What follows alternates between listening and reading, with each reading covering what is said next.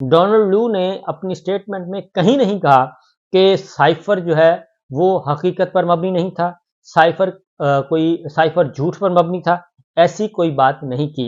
اور انہوں نے یہ بھی نہیں کہا کہ عمران خان صاحب جھوٹ بول رہے ہیں، بلکہ اس میں تو الٹا انہوں نے اس بات کی تصدیق کی ہے، بلکہ جان چھڑوائی ہے، یہ کہہ کر کہ جو سائفر میں نے سنا ہے یا دیکھا ہے اور جس کا چرچا ہے، وہ جو اس کے بارے میں وہ کہتا ہے کہ ایکوریٹ نہیں ہے، وہ یعنی وہ ایکوریٹ نہیں ہے، وہ صحیح نہیں ہے، وہ درست نہیں ہے، جیسے کہ میں نے کنوے کیا تھا وہ اس طرح سے نہیں ہے۔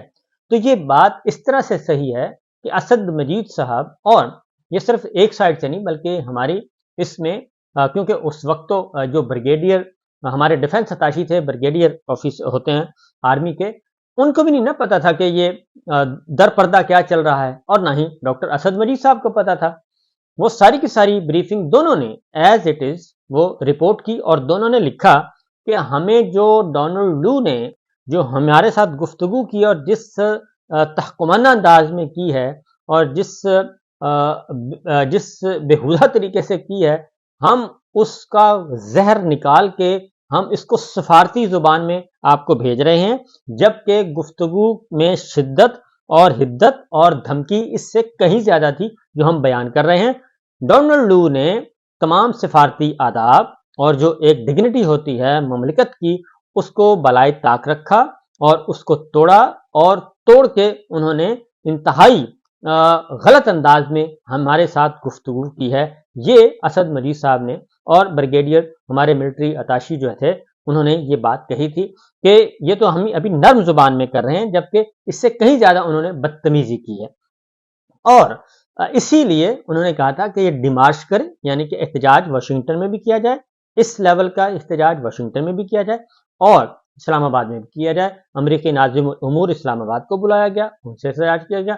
واشنگٹن میں امریکی متعلقہ بلایا گیا اور فارن آفس کے لوگوں کو، ان کو بھی ایک تھمایا گیا خط۔ اب آتے ہیں، کیونکہ انہوں نے کہیں نہیں کہا، میں آپ کو سنوا بھی دیتا ہوں، بار بار آپ سنیے گا، وہ سنیے گا، اس کے بعد وہ بتائیں گے کہ ڈونلڈ لو بالکل نہیں کہہ رہا، بلکہ وہ اس بات کی گارنٹی یقین دہانی کروا رہے ہیں کہ نہ میں ذاتی طور پہ عمران خان صاحب کے خلاف ہوں اور نہ ہی حکومت امریکہ جو ہے وہ عمران خان کے خلاف ہے۔ تو جو بات وہ رپورٹ ہوئی ہے وہ ایکوریٹ نہیں ہے۔ اب ایکوریٹ تو اس سے بھی کہیں زیادہ تھی، نمبر 1۔ نمبر 2، انہوں نے یہ نہیں کہا کہ اچھا اس کے بعد سازش والا عنصر آ جاتا ہے۔ سازش والے عنصر میں پھر وہ اسد مجید صاحب پہ چلے گئے کہ جی وہ اسد مجید صاحب نے خود ہی کہہ دیا ہے کہ یہ سازش نہیں ہوئی، تو کہ ہم پاکستان کی سوورنٹی کا خیال رکھتے ہیں، سب کچھ کرتے ہیں۔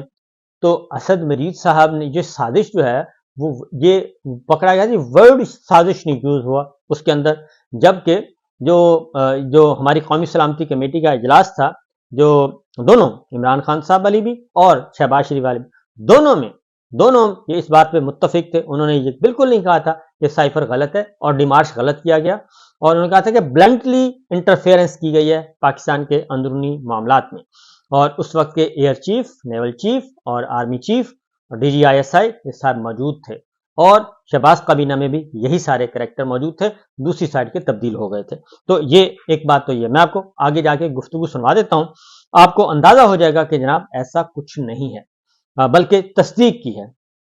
اس کے بعد اس میں اور کیا کہا گیا، اس میں انہوں نے کہا ہے جو سٹیٹمنٹ دیا گیا وہاں پہ وہ رپورٹ ہی نہیں ہو رہا اور اس کو ہوا ہی نہیں لگنے دی جا رہی، وہ کہ الیکشن مہم کے دوران تشدد اور میڈیا ورکرز پر حملے کیے گئے، انتخابی عمل میں مداخلت کے الزامات انہوں نے کہا بالکل درست ہیں، پاکستان میں دہشت گردوں نے سیاسی رہنماؤں پر اور اجتماعات کو نشانہ بنایا، اور اس کے علاوہ پولیٹیکل ورکرز کو، جرنلسٹوں کو اور خاص طور پر فیمیل جرنلسٹوں کو بھی نشانہ بنایا گیا، میڈیا پر قدغنیں لگائی گئی، سوشل میڈیا بند کیا گیا، انٹرنیٹ بند کیا گیا، یہ سارا کہا گیا۔ پاکستان میں 60 ملین کے قریب لوگوں نے الیکشن میں ووٹ ڈالا، اور امریکہ کی جانب سے انتخابات میں تشدد اور انسانی حقوق پر پابندیوں کی مذمت کی گئی، اور میڈیا ورکرز پر حملوں، انٹرنیٹ اور ٹیلی کمیونیکیشن کی بندش کی مذمت کی گئی۔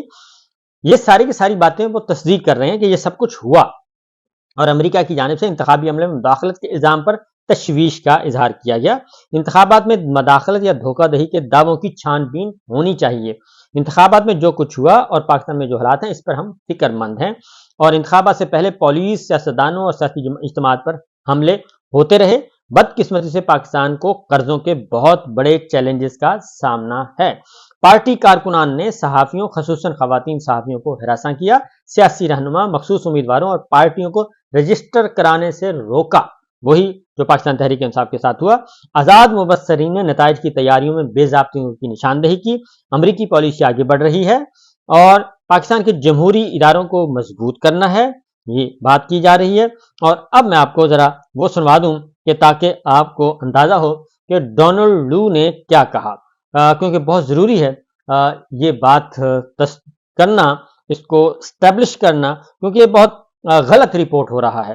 اور بلکہ وہاں پہ تو یہ بھی کہا گیا کہ ڈونلڈ لو نے جب یہ کہا کہ ہم عمران خان کے خلاف نہیں ہیں اور تحقیقات کر رہے ہیں، تو پھر شرمین نے کہا کہ آپ جائیں، پھر آپ اپنے سفیر کو کہیں کہ وہ عمران خان صاحب کے پاس جائے جیل میں اور جا کے پوچھے اور کہ ان کو کس طریقے سے ایک غیر شفاف ٹرائل کیا گیا اور ان کو غلط طور پہ سزائیں سنائی گئیں، تو ان سے پوچھنا چاہیے، یہ انہوں نے کہا۔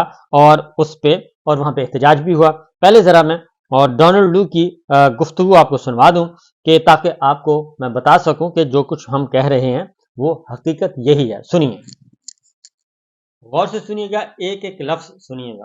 This, what it's called the cipher in Pakistan, the alleged leak diplomatic cable from the embassy here, it is not accurate. It at no point does it accuse the United States government or me personally of taking steps against Imran Khan.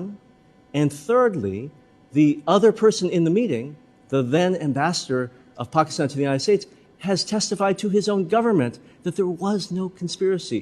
We respect the sovereignty of Pakistan. We respect the principle that Pakistani people should be the only ones choosing their own leaders through a democratic process. Mr. Chairman, we are grateful that you are holding this hearing today for us to talk about that process. تو اس میں جی انہوں نے بتا دیا کہ یہ accurate نہیں ہے، تو ایکوریٹ نہیں ہے تو پھر اس میں کیا ہے؟